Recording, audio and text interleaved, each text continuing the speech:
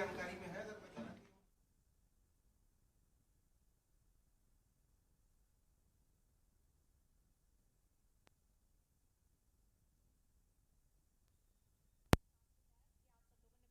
सहयोग दिया है और आपकी दुआओं से और आपके हौसला अफजाई से मध्य प्रदेश का प्रदर्शन भी बहुत अच्छा रहा है। दूसरा, आज आपसे ये भी चर्चा करना चाह रहे हैं, बताना चाह रहे हैं कि कल की जो हमारी क्लोजिंग सेरेमनी है उसकी रूपरेखा क्या होगी।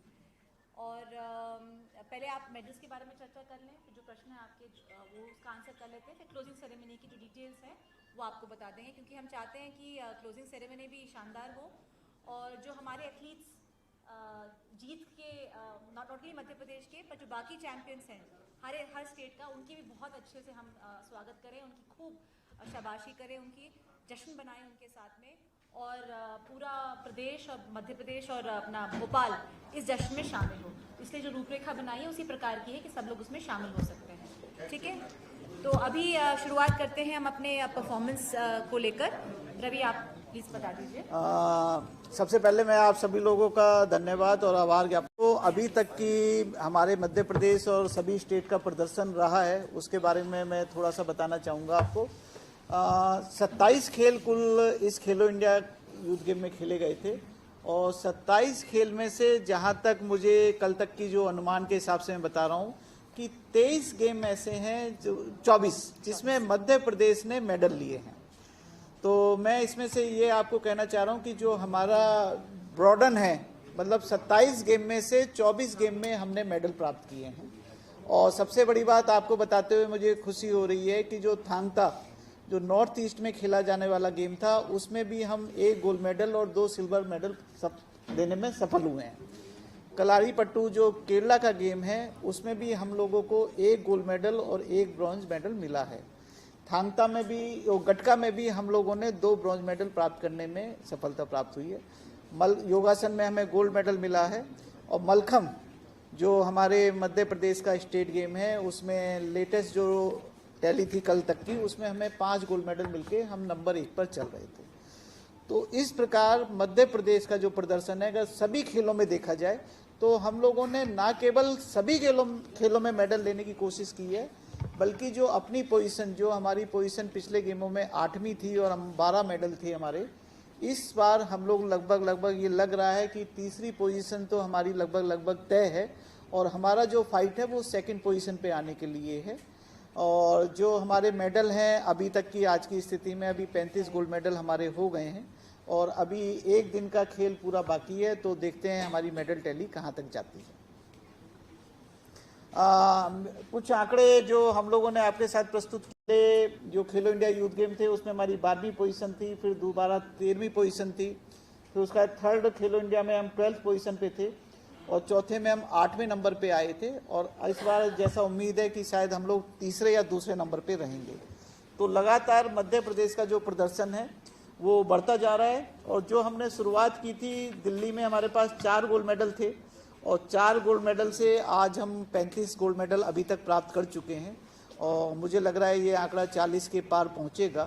तो बस यही है कि इस तरह अगले खेलो इंडिया में भी हम लोग मध्य प्रदेश कोशिश करें कि फर्स्ट सेकंड कम से कम 1-2 साल में हम लोग आ जाएं तो बेहतर रहेगा उसमें। जी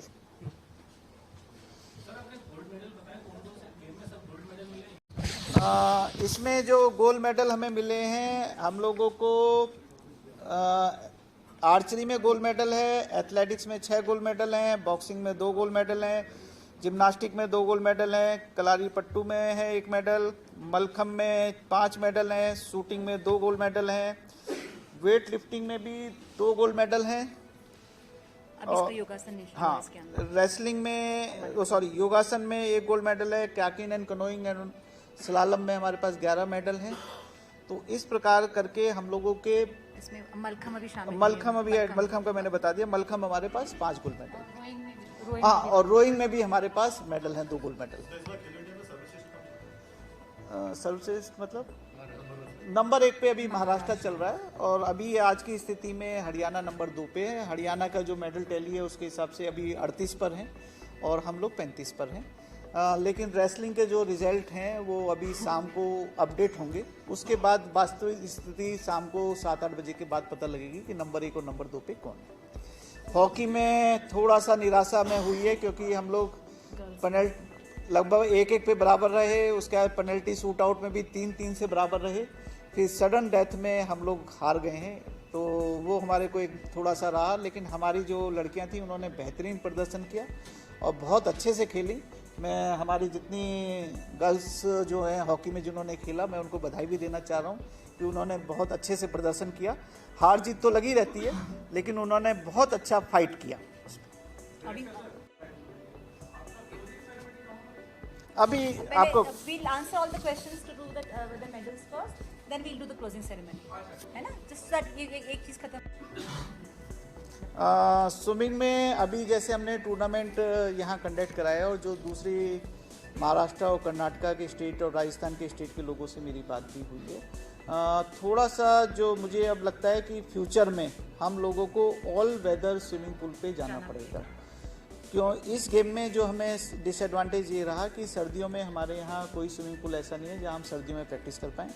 सर्दियाँ ख़त्म होने के तुरंत बाद खेलो इंडिया गेम चालू हो गए, बल्कि सर्दियाँ चल ही रही थी। तो ये बात बिल्कुल सही है कि जो मध्य प्रदेश के स्विमर हैं उन्हें पिछले 2-3 महीने खासतौर से जो सर्दियों का सीजन है उसमें प्रैक्टिस करने का मौका नहीं मिला। भोपाल यहाँ नहीं मिला, कहीं और कर सकते थे। हम लोग कोशिश जो आपका वो है हम लोगों ने बात की है और We will try our best in future। एक चीज और मैं बता दूं यहाँ पे just to add to him कि हमने इस गेम्स में ये भी देखा है किया था अलग अलग खेलों में, उनके लिए कितने दिन का ट्रेनिंग कैंप रखा गया था सिलेक्शन के बाद? देखिए जो हमारा पोर्टल पे एंट्री फाइनल हुई थी वो 20 जनवरी शायद फाइनल हुआ था, 20 जनवरी लास्ट डेट थी। हाँ 20 जनवरी हमारा ये फाइनल हो गया था कि कौन कौन से एथलीट्स इस गेम में खेलेंगे और मेरे ख्याल से 23 जनवरी से हमने अलग अलग गेम में कैंप लगा दिए थे, तो हर कैंप 10 से 15 दिन के लिए लगाया गया था। तो इससे पहले फेडरेशन अपना कर रहे थे और इससे पहले हमारी जो अलग अलग जो बच्चे सेलेक्ट होने की जिनकी संभावना थी उनको हमने बता दिया था। हमारी एकेडमी के बच्चे अलग प्रैक्टिस कर रहे थे। बाकी इवन आप अगर देखें कलारी पट्टू, थांगता, गटका, ये 10-15 दिन की तैयारी नहीं है, ये तैयारी बहुत पहले की थी। तो कबड्डी में सिर्फ 7 दिन का कैंप क्यों लगाया गया? फिर आपने जैसे अभी बोला कि बाकी गेम्स में हमने 10 से ज्यादा दिन का कैंप लगाया है। सर कबड्डी तो एक टीम स्पोर्ट है, उसमें तो मतलब एथलीट्स अलग अलग जगह से आते हैं, उन्हें टीम समझने के लिए और वक्त की जरूरत है, तो सर उसमें सिर्फ 7 दिन का कैंप क्यों? कबड्डी का मैं देखूंगा क्योंकि एसोसिएशन के उसके हम लोग बातचीत करके ही कैंप लगाते हैं। कबड्डी का कैंप जहाँ तक मुझे लगता है इंदौर में लगाया गया था सर भोपाल में। तो मैं कुछ चेक करता हूँ जो हमारे एडी हैं कि कबड्डी का क्या उसमें वास्तविकता है। एक्चुअली कबड्डी एक टीम गेम है, लिया जाता है कि कौन सी बेस्ट एक टीम है और होस्ट टीम है, लेकिन उसका जो सिलेक्शन है वो 3 मेंबर कमेटी करती है। तो पहले वो 3 मेंबर कमेटी आपके एमपी के सभी जिलों से सिलेक्शन किया गया होगा, फिर वो नाम यहाँ आए होंगे, फिर उनको इकट्ठा करके कैंप लगाया होगा। हो सकता है इस प्रक्रिया में देरी होगी।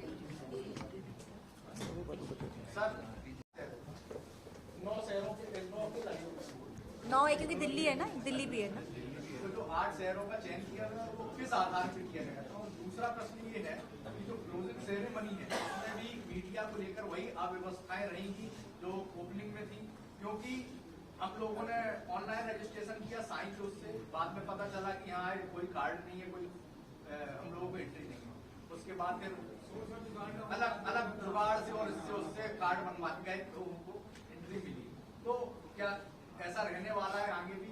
और क्योंकि ये एक बड़ा मुद्दा है, आपने बोला कि टीवी पे देखना अलग बात होगी, तो हम लोग तो दिखाने के लिए मीडिया में माध्यम मीडिया है, तो क्या दूर रखना चाहते थे मीडिया? शहरों के चयन को लेकर जो एक्स लीडर ऑफ ऑपोजिशन है अजय सिंह, उन्होंने भी कहा है कि विंध्य के किसी शहर को जो शामिल नहीं किया गया। आप आंसर करो।